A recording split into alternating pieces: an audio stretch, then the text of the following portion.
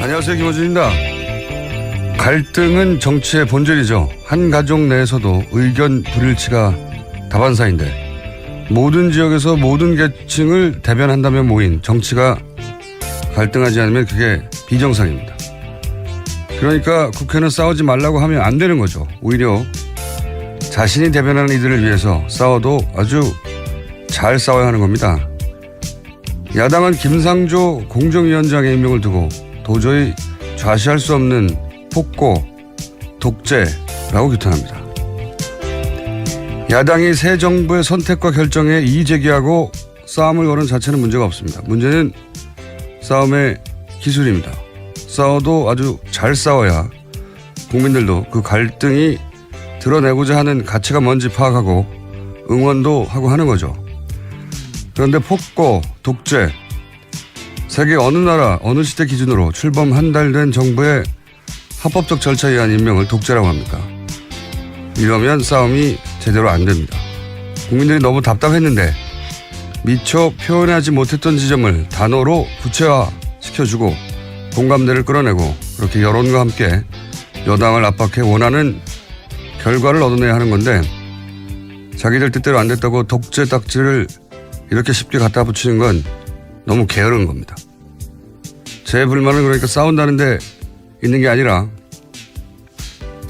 잘 싸워야 서로 긴장하고 성장도 하는데 지금 너무 못 싸운다는 데 있습니다. 야당 좀 잘 싸웁시다. 기본적인 생각이었습니다. 문제입니다. 네. 김상조 공정거래위원장 임명. 네. 당연히 반발하겠죠. 이게 첫 뉴스겠죠? 네, 어제 문재인 대통령이 김상조 후보자를 공정거래위원장으로 임명했습니다. 야당의 반대 속에서 전격 임명한 겁니다. 청와대는 국민 눈높이의 검증을 이미 통과했다. 임명 이후 이렇게 밝혔습니다. 또 정책 능력이 입증된 데다가 국정 공백을 더 이상은 방치할 수 없다고 덧붙였습니다. 청와대는 김 위원장 임명 사실을 발표하기 전에 야당 지도부에 먼저 알리고 양해 구했다고도 밝혔습니다. 그랬군요. 당연히 야당은 여기다 이제 반발을 하는데 반발은 할 수 있는데 이제 반발과 관련된 워딩들이 제가 보기엔 게을러요. 좀 소개해 주십시오. 네, 자유한국당 격앙된 반응 보였습니다. 정우택 자유한국당 원내대표는 문재인 대통령의 협치 포기와 독선 독재에 대해서 절대 좌시하거나 묵과할 수 없다. 이렇게 밝혔습니다. 또 자유한국당은 임명 강행은 협치 포기 선언이자 좌시할 수 없는 폭거다. 이렇게 비판하기도 했습니다. 원래 국회 보고서 이제 채택하지 않으면 열흘 이내에 다시 청와대에서 국회에 요청을 하죠. 해달라고. 인사청문법에 따르면 그렇습니다. 법이 그래요. 그래도 안 되면 이제 대통령 임명을 하는 건데, 열흘 이내이기 때문에 하루만 시한을 주고 다시 채택해달라고 요구할 수도 있고, 열흘 다 줄 수도 있어요. 근데, 그렇게 해서 채택이 안 되면, 임명을 하는 것이 대통령의 부여된 합법적인 권한이에요. 정당 인사권. 네, 지난 정부에서도 그런 적이 꽤 있었습니다. 꽤 있는 게 아니고 대부분 그렇습니다. 네, 대부분. 채택이 잘 안 돼서요. 채택이 안 되면, 자유한국당이 여당일 때는, 그러니까 이명박 박근혜 시절에 채택 안 된 사람들 중에 된 사람, 인사를 결국 한 사람이 27명이에요. 예. 이명박 대통령 시절에는 단 한 명도 보고서 불채택으로 낭만 인사가 없고, 박근혜 대통령 때도 10명이 채택 없이 그냥 임명됐습니다. 네. 그러니까 자유한국당의 지금 논조에 따르면 10년 내내 독재를 한 거예요. 폭거, 예. 네, 폭거랑. 예. 근데 첫 번째 인사부터 독재라고 단어를 세게 한다고 저절로 이게 이제 설득력을 얻는 게 아닌데 저는 이게 지적으로 정치적으로 대단히 게으른 워딩이라고 봅니다. 적당한 어휘를 찾지 못했다고. 만약 이걸 독재라고 하려면 대통령은 야당이 허락하지 않는 어떤 인사도 해서는 안 된다고 법부터 바꿔야 되는 거죠. 예. 그런 법이 없어요, 지금. 지금 제도는 이제 청와대가 이 사람을 봐달라고 국회에 부탁을 하고 국회는 검증을 하고 보고서를 통해서 국회가 대변하는 민의를 이제 대통령에 전달하고 대통령이 합법적 권한이긴 하지만 민의가 그렇다면 고민을 하고 이렇게 절차를 만들어준 거죠, 중간에. 합법적 인사권이지만 야당이 대변한 민의는 이렇다고. 근데 지금 소위 민이라고 하는 여론이 이 인사에 긍정적이에요. 어제 청와대가 밝힌 이유도 그것이었습니다. 네. 그러니까 청와대는 부담 없이 합법적인 인사권을 행사하겠다는 거죠. 네. 그런데 이제 여의도에서는 그 인사를 떨어뜨리고 싶었는데 떨어뜨리고 싶었으면 여론이 떠나갈 정도로 문제점을 정확히 찾아내서 전달을 했어야 하는 거죠. 근데 거기 이번에 실패한 거예요. 이건 진 겁니다. 이 여론전에서. 그러면 이제 인정해야 되는 거예요. 독재라고 할 게 아니라. 어쨌든 이걸 첫 번째 본인들이 낙마시키고 싶었던 인사를 낙마시키지 못했다고 독재라고 규정하는 것은 게으른 거라고 봅니다. 저는. 이렇게 해가지고 싸우면 안 돼요. 실망입니다. 야당의 싸움 실력에. 자, 다음 수는요.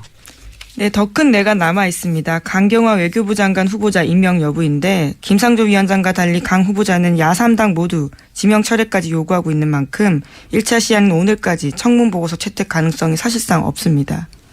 그렇죠. 예. 이제 김희수 헌재 소장 후보자가 문제죠. 이 헌재 소장 자리는 표결 처리를 반드시 거쳐야 되기 때문에 야당, 야3당 입장에서 특히 자유한국당 입장에서는 절대 이 김희수 헌재 소장 표결에 참여를 하지 않거나 참여하더라도 반대표를 던질 게 분명하고. 네, 이미 그 의사는 아주 확실하게 밝혔는데요. 예. 문제는 국민의당이 어떤 스탠스를 취한 따라서 결과가 달라질 것으로 보입니다. 그렇죠. 예. 김인수 헌재 수석에게 불똥이 튀게 생겼습니다. 왜냐면은 강경화 후보도 지금 이 추세면 임명을 그냥 할 가능성이 거의 100%에 가까운 것 같고요. 예. 엉뚱하게 김인수 헌재 수석이 낙마할 수도 있겠습니다. 표결에 따라서. 자, 다음 뉴스는요? 네, 자유한국당과 국민의당, 바른정당은 어제 정부 추경안 반대에 합의했습니다. 추경을 통해서 공무원을 늘리는 것은 법정 추경 요건에 해당하지 않기 때문에 동의할 수 없다라는 건데요. 앞서 국민의당과 바른정당은 그제 일단 추경안 심사에 동의하는 걸로 알려졌었는데 두 당은 어제 추경안 심사에 합의해 준 적이 없고 추경안 처리 의사 일정을 거부하지 않겠다는 뜻을 전한 것뿐이라고 주장했습니다. 그러니까 합의를 한 게 아니라 논의를 같이 해보겠다. 예, 그렇지만 공무원을 늘리는 것은 우리가 동의할 수 없다. 이렇게 한 게 국민의당 바른정당이고 자유한국당은 여기에 아예 참여하지 않겠다. 이런 거죠. 예, 추경도 뭐 쉽지는 않겠습니다. 쉽지는 않겠는데 이것도 결국 국민들이 어떻게 여기에 반응하느냐에 달려있겠죠. 야당은 추경 관련해서 본인들이 심의에 참여해서 동의하지 않는 부분을 걸러내겠다고 하는 건 뭐 당연한 거죠. 예. 자유한국당은 아예 참여하지 않겠다. 이게 자유한국당에 도움이 될지는 모르겠네요. 네, 어제 대통령이 국회 상임위원장 청와대로 초청해서 식사 자리도 마련했었는데 자유한국당은 여기에도 아예 불참했습니다. 가장 강력한 그 저항으로 제1야당의 힘을 보여주겠다는 건데 이 전략이 성공적인지는 모르겠어요. 지금까지는. 예. 설득력이 대중적으로 그렇게 있는지. 이 전략을 현 지도부가 잡은 걸 텐데 자유한국당은 어쨌든 불참합니다. 아예. 사실상 거의 모든 국회 일정이 불참하겠다는 거고 마찬가지네요. 네. 네, 지금 그런 상황입니다. 알겠습니다. 다음 뉴스는요? 네, 문재인 대통령의 첫 정상회담 일정이 공개됐습니다. 오는 28일 한미 정상회담을 위해서 미국 워싱턴으로 출국합니다. 29일에서 30일은 도널드 트럼프 미 대통령과 정상회담 공식 일정 소화합니다. 다음 달 1일 귀국길에 오르는 3박 5일간의 일정입니다. 드디어 만나는군요. 굉장히 뭐랄까요. 흥미진진한 만남입니다. 트럼프 대통령이라는 인물이 역대급 인물 아니겠습니까? 미국. 그리고 이제 최근에 미국 언론이 트럼프 대통령을 향해서 비꼬는 것 중에 하나가 뭐냐면 트럼프 대통령의 가장 중요한 관심사는 트럼프 자신이라고. 아무래도 지금 탄핵 이야기까지 나오고 있으니까요. 뭐 그렇게 해석할 수도 있는데 미국 언론이 이렇게 표현한 이유는 자기를 칭찬해 준 걸 그렇게 좋아한다고. 뭐. 자기애가 넘쳐서요. 네, 자기 얘기만 하는 것을 좋아한다. 예. 네, 강요들과 모여서도 자기 얘기를 한다고. 국정을 논하는 게 아니라 어떤 모습이 나올지 굉장히 궁금합니다. 네. 어쨌든 문재인 정부도 어떤 포인트로 준비해야 될지 굉장히 고민이 많을 것 같습니다. 그러니까 일반적인 외교 관례는 뭐 표준 프로토콜이 정해져 있는데 저는 트럼프 대통령을 상대할 때 어떻게 상대하는 게 좋을지 전략적으로 연구가 많이 필요한 것 같아요. 마크롱 같은 경우는 악수를 세게 하는 것으로 네, 그렇죠. 기사를 제압한 생각해보면 굉장히 유치한 거거든요. 원래 남자들이 유치해요. 대통령이 돼봤자. 근데 양국의 유럽의 강대국과 세계 최강대국이 만나가지고 대통령이 처음 만나서 세계 언론 톱을 장식한 게 악수를 누가 더 힘 세게 주고 했다. 이게 막 유치하게 짝이 없는데. 굉장히 원초적인 뉴스였죠. 이건 침팬지들이 하는 짓이거든요. 예. 남자들이 그렇죠, 뭐. 이와간 굉장히 복잡하고, 섬세하고 예민한 이런 전략이 아니라, 뭔가, 독특한 나름의 전략이 필요한 것 같습니다. 달리기를 하자고 해야 되나요? 등산을 하자고 해야 되나요? 저 뒷산까지 누가 먼저 올라가나 이런 얘기를 해야 되나요? 일부러 져줘야 하는 건가요? 지금 굉장히 어려운 상황입니다. 이겨야 되죠. 이겨야 하는 건가요? 악수 가지고 내가 더 오래 꼭 잡고 있었다. 예. 그거 막 자랑스럽게 인터뷰하고 막 언론에서 막 탑으로 다니고 얼마나 유치합니까? 근데 그래요, 그게. 다음 뉴스는요? 네, 박근혜 전 대통령이 어제 본인 재판에서 유진용 전 문화체육관광부 장관의 증언을 듣던 중 웃음을 터뜨렸습니다. 유 전 장관은 박 전 대통령으로부터 직접 노태강 전 문체부 국장을 인사조치하라는 지시를 받았을 당시에 대해서 진술했습니다. 유 전 장관은 노 전 국장에게 할 수 있는 최대 인사조치가 인사이동이라고 생각했지만 나중에 생각해보니까 대통령은 파면이나 해임까지 이야기한 게 아니었냐라는 깨달음이 있었다라고 증언했거든요. 거기 그 말이 끝나자 박 전 대통령은 손바닥으로 얼굴을 가리고 크게 웃었습니다. 이게 이제 언론 보도에 따라 조금씩 다른데 소리를 내고 웃었다는 사람 보도도 있고 그냥 얼굴에 웃음이 만면했다 수준을 이렇게 표현한 것도 있고 그러니까 방청했던 게 생방송으로 라이브로 보여진 게 아니기 때문에 어느 정도로 어떻게 웃었는지 잘 모르겠어요. 또 기자단 자리가요. 피고인석과 꽤 거리가 있습니다. 그러다 네. 보니까 웃음의 여부에 대해서 캐치하기가 각자가 좀 다를 수도 있고. 그게 잘 안 보이거든요. 예. 잘 안 보이기도 하고 그리고 이 재판이 진행되면 기자들은 받아치느라고 그렇죠. 정신이 없어요. 그래서 어쨌든 웃긴 웃었다는 거. 예, 공통된 기사는 그겁니다. 웃긴 웃었다는 것 같고 또 웃은 게 한 번이 아니라는 거죠. 또 웃었다는 거죠. 네. 유 전 장관과 유영하 변호사가 설전을 주고받자 그 과정에서도 박근혜 전 대통령이 웃음을 보였다라고 하는데요. 유 전 장관이 청와대에 거듭되는 지시 때문에 승마협회 감사에 착수할 수밖에 없었다라는 취지의 진술을 했습니다. 그것은 검찰 질문에 대한 답이었는데 거듭되는 보고와 지시를 받으면서 속으로 배경이 뭘까라는 생각을 했고 정윤회라는 이름을 파악했다라는 검찰의 질문에 대해서 그렇다라고 유 전 장관이 대답했거든요. 이에 대해서 유영하 변호사가 그 증언에 대해서 문제 삼았습니다. 아까 검사 질문에 거듭되는 보고와 지시 받으면서라는 부분이 있었는데 누구에게 언제 몇 차례 받은 것이냐 이렇게 꼼꼼히 따져 물었습니다. 그러자 유 전 장관은 신문 내용을 보여주면 자신이 표시해 주겠다라고 답했고요. 여기에 대해서 유 변호사가 주긴 뭘 주냐 이렇게 대치면서 서로 목소리가 높아진 겁니다. 유 전 장관이 큰 소리 치냐 이렇게 응수했고 유 변호사가 반말하는 거냐 반말하지 말라 이렇게까지 흥분하는 모습 보였습니다.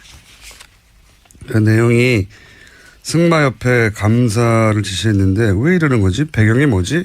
그러다가 정윤회 이름을 떠올렸다. 이 진술을 하자 유 전 장관이 여기 대해서 이제 변호인이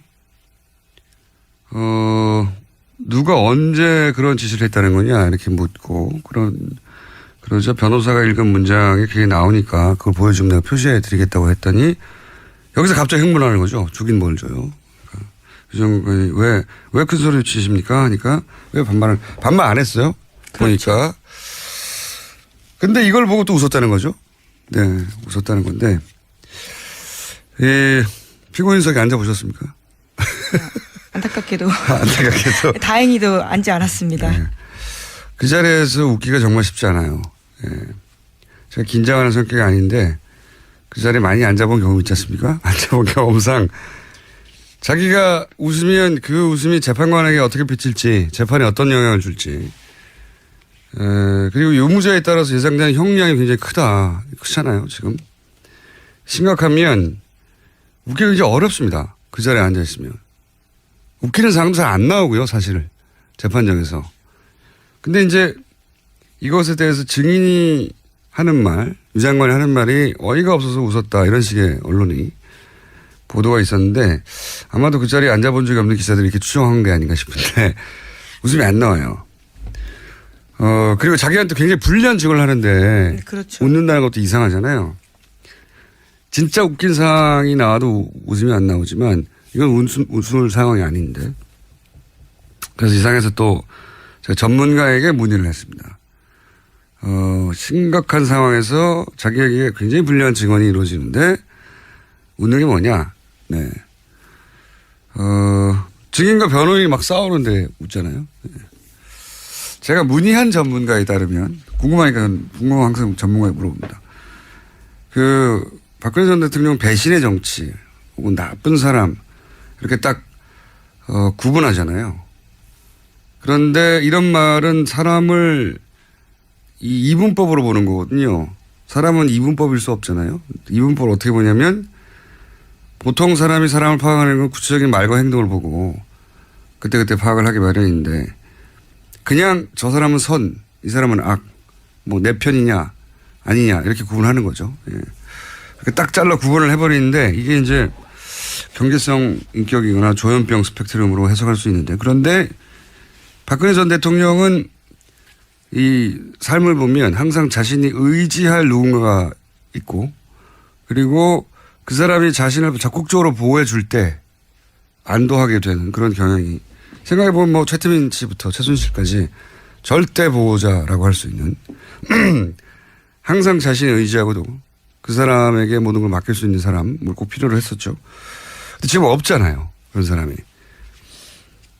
그런데 이 증인과 변호인이 싸웠지 않습니까? 아무것도 아닌 일 가지고. 그렇죠. 네. 실제 존댓말을 했는데 갑자기 반말하는 거냐고 큰 소리 할 일이 아닌데. 흥분한 모습을 보였습니다. 네, 흥분하게 되고. 근데 그렇게 자기를 적극적으로 변호해 주는 상황을 보면 안도하게 된답니다. 안도하게 되고 그래서 그 웃음은 그걸 보면서 잘한다, 신난다. 신나하는 웃음이라고 본인은 해석한다고 이 전문가는. 예. 뭐 이 해석이 유일한 해석이라고 제가 말씀드리는 건 아니고 어이없어 웃었다는 해석으로는 부족하다는 따로 전문가의 견해를 들어볼 필요가 있는 웃음이고 참고하시면 될 것 같습니다. 네. 이 웃음을 다르게 해석하는 해당 분야의 전문가가 있으면 저희한테 문자를 주시거나 연락 좀 주십시오. 네. 이상한 일이에요. 그 자리에서 웃는다는 건 궁금해서 한번 따져봤습니다. 다음 수는요? 네, 안종범 전 수석 수첩 발견됐다고 어제 말씀드렸는데 관련한 내용들이 또 나왔습니다. 박근혜 전 대통령이 KT에 광고 몰아주기 한 정황이 있다라는 건데요. 2016년 3월부터 8월까지 68억 원의 KT 광고 플레이그라운드가 7건 따냈습니다. 여기와 관련해서 박근혜 전 대통령은 여전히 잘 모르는 일이다. 좋은 회사가 있다고 해서 알렸다라는 취지의 이야기만 계속하고 있는데요. 수첩에는 그런 것이 아니다라는 것을 반증해주는 증거가 나왔다고 합니다. 2016년 6월 14일자 VIP 지시사항인데 여기에는 이동수 광고 받아주기 점검이라고 쓰여 있다고 합니다. 또 플레이그라운드 한쪽에 몰아준다고 오해 이렇게 쓰여 있다고 합니다. 이 광고를 줬는지도 몰랐다고 원래 그냥 훌륭한 광고인이라서 소개만 했다 이게 기본 입장이었잖아요. 예, 근데 다이어리에 광고 점검 이런 얘기가 나왔다는 거죠. 예. 평상시에 훌륭한 인재들을 기업에 여러 번 소개해줬고 그럼 또 일은 하겠어요. 근데 딱 한 번 광고인을 취직시켰는데 세상에 그 훌륭한 광고인이 하필이면 최순실 씨가 아는 딱 두 사람인 거 아니겠습니까? 예.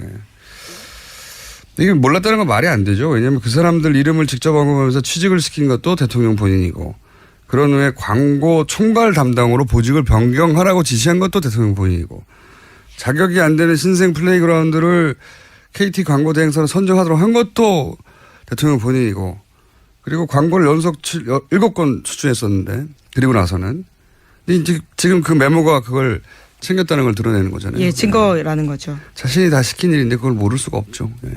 근데 이제 모른다고 또 부인해 왔는데 또 종범실록에 의해서 그게 아니라는 게 밝혀지고 있군요. 재판 과정에서 재미있는 기록들이 많이 나오네요. 네.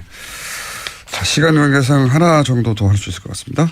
네, 지난 9일 강원도 인제 야산에서 북한 무인기로 추정되는 소형 비행체를 발견했다고 군 당국이 발표했습니다. 아, 무인기 또 나왔네요. 예. 뭐 이게 북한에서 어떤 임무로 얼마나 자주 뛰었는지 국방부에서 당연히 철저히 조사해야 하죠. 먼저 눈에 띄는 건 저는 개인적으로는 기술력이네요. 예.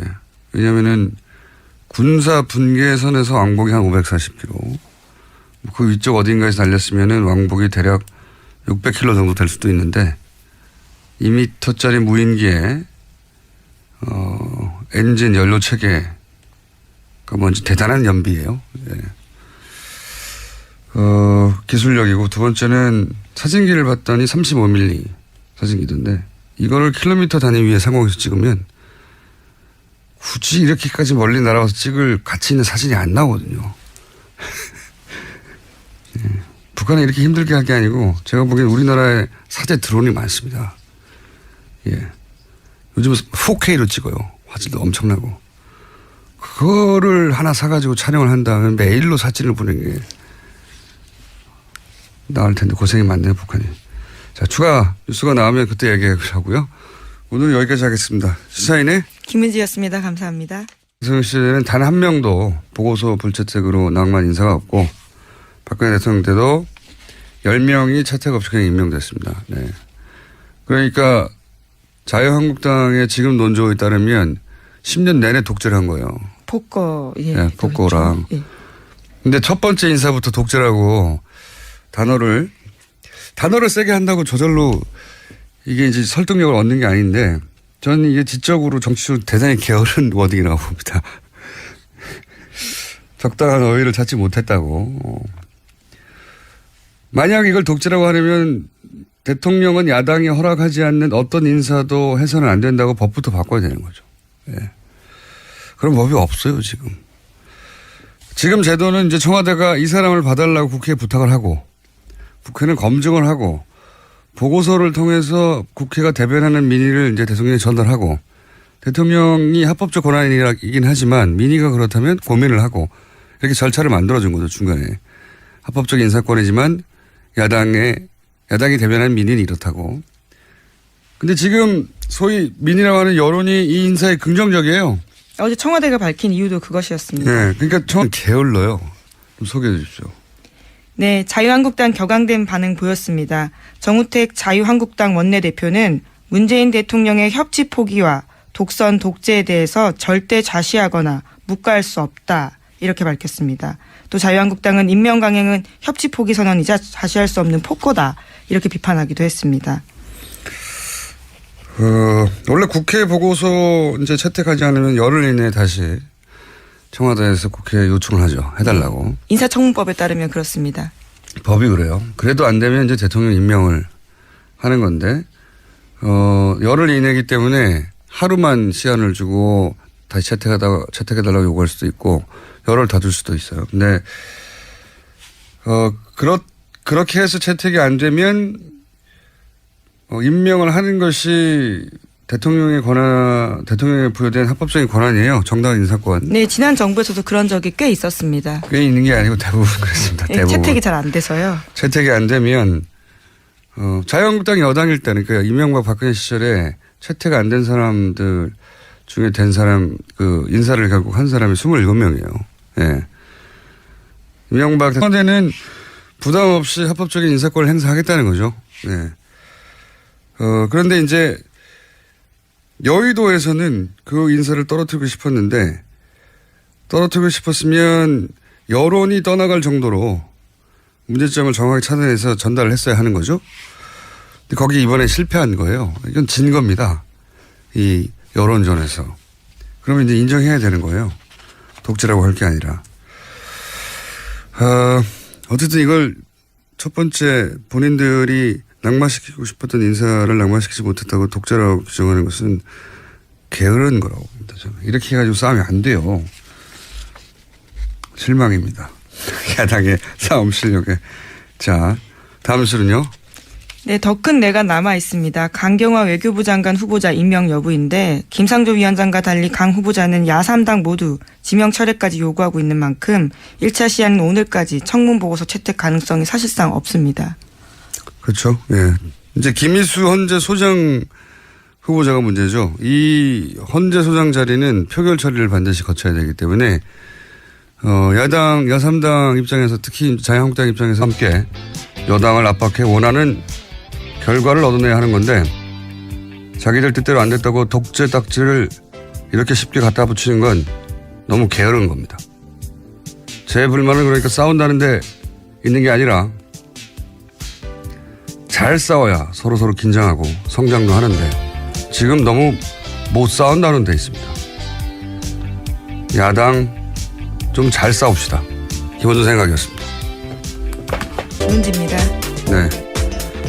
김상조 공정거래위원장 임명. 예.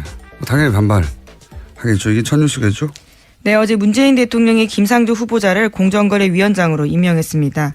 야당의 반대 속에서 전격 임명한 겁니다. 청와대는 국민 눈높이의 검증을 이미 통과했다. 임명 이후 이렇게 밝혔습니다. 또 정책 능력이 입증된 데다가 국정 공백을 더 이상은 방치할 수 없다고 덧붙였습니다.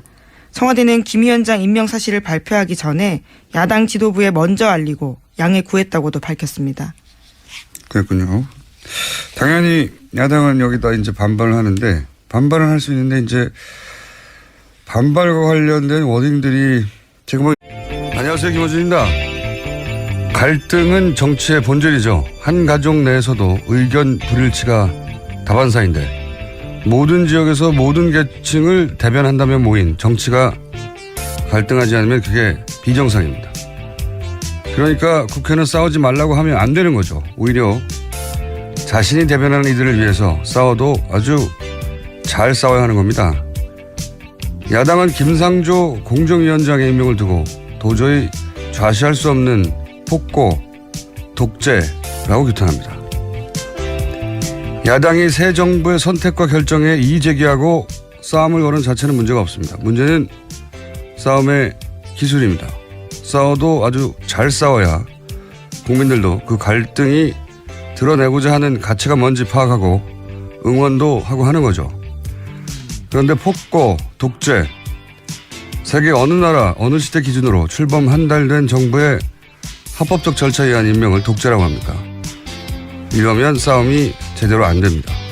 국민들이 너무 답답했는데 미처 표현하지 못했던 지점을 단어로 구체화시켜주고 공감대를 끌어내고 그렇게 여론과